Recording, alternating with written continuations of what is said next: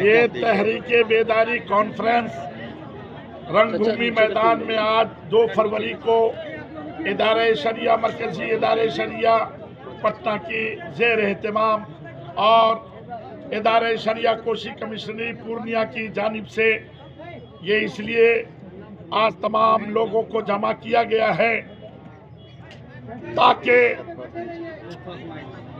ہمارے پیغمبر صلی اللہ تعالی علیہ وسلم کی جو آئے دن ہندوستان میں توہین کی جاتی ہے اور ان کی گستاخی کی جاتی ہے، کبھی کسی آدمی کی شکل میں تو کبھی کوئی لیڈر کی شکل میں اور کبھی کسی کی شکل میں، تو اسی کے روک تھام کے لیے تحفظ ناموس رسالت کے لیے یہ تحریک بیداری کانفرنس منائی جا رہی ہے، تاکہ حکومت سے ہم مطالبہ کرتے ہیں کہ وہ ایک ایسا قانون بنائے اور جس میں کوئی بھی کسی بھی مذہبی رہنما کی کوئی توہین نہ کر سکے، اگر وہ توہین کرے تو اسے واجب سزا دی جائے اور ان کے ضمانت جو ہے ہمیشہ کے لیے منسوخ کی جائے۔ اور ان کے بعد دوسرا یہ کہ اس تحریک کا یہ ہے کہ مسلمانوں کی عزت آبرو جان و مال کی حفاظت کی مستحکم اقدام کیا جائے تاکہ ہم مطمئن ہو کر زندگی گزار سکیں۔ ہمارا یہ پیغام ہے کہ خود جیو اور دوسرے کو جینے دو۔ ہم مسلمان ہیں، ہم امن شانتی چاہتے ہیں، اس لیے چاہتے ہیں کہ کسی قسم کے کوئی مسلمان نوجوانوں کو تکلیف نہ پہنچایا جائے، اور تمام مسلمانوں سے بھی گزارش کرتے ہیں کہ وہ بھی کسی بھی مذہب کے کسی بھی آدمی کو بلا وجہ تکلیف نہ پہنچائیں۔ ہمارا اسلام کا یہی پیغام ہے، ہم اس لیے کہتے ہیں جیو اور دوسروں کو جینے دو۔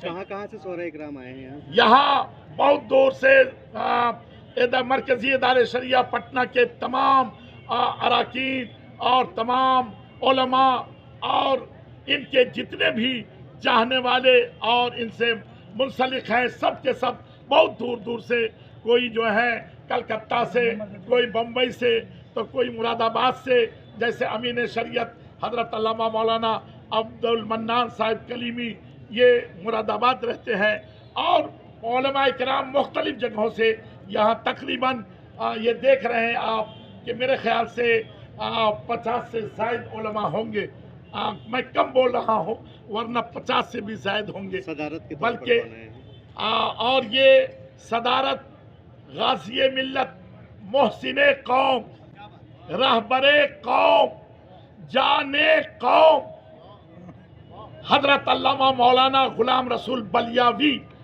صدر مرکزی ادارہ شریعہ سلطان گنج پٹنہ، اور زیر اہتمام ادارہ شریعہ کوشی کمشنری پورنیہ، جن کا میں قاضی شریعت سیمانچل ہوں، اور یہی ادارے کے تحت میں کام کرتا ہوں، اور یہ جو آج آپ لوگ دیکھ رہے ہیں یہ سب کے سب ادارہ شریعہ کوشی کمشنری پورنیہ اور پٹنہ یہ سب سے محبت کرنے والے ہیں اور اپنے نبی کے نام پر آئے ہیں۔ یہ کسی پارٹی کا اس میں کوئی دخل نہیں ہے، بلکہ یہ خالص مذہبی ہے، اور یہ لوگ سب اپنے نبی کے نام پر آئے ہیں۔ ادارہ شریعہ تحریک بیداری 14 دسمبر 2022 سے چل رہی۔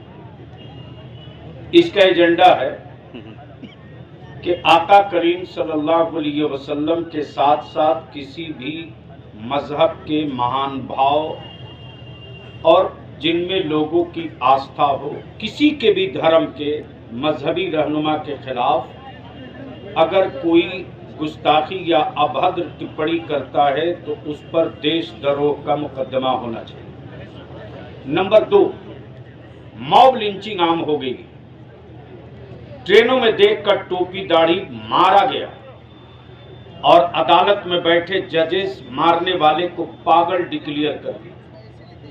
آخر وہ پولیس میں بحال کیسے ہوا اگر پاگل تھا تو؟ اس پر کیوں نہیں جانچ ہوئی؟ کیا پاگلوں کے ہاتھ میں رائفل دے دے گی حکومت؟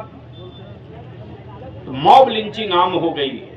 कहीं किसी चौराहे से हमारे बच्चों को आतंकवादी दहशतगर्द करके कोई उठा ले, 30 साल 25 साल 20 साल तक हमारे बच्चे जेल में पड़े रहते। ANI, IB, ये जितनी जांच एजेंसियां हैं, एक सबूत नहीं दे पाती कि हमारा बच्चा कौम मुस्लिम का कौन सा बेटा देशद्रोही गतिविधि में शामिल था।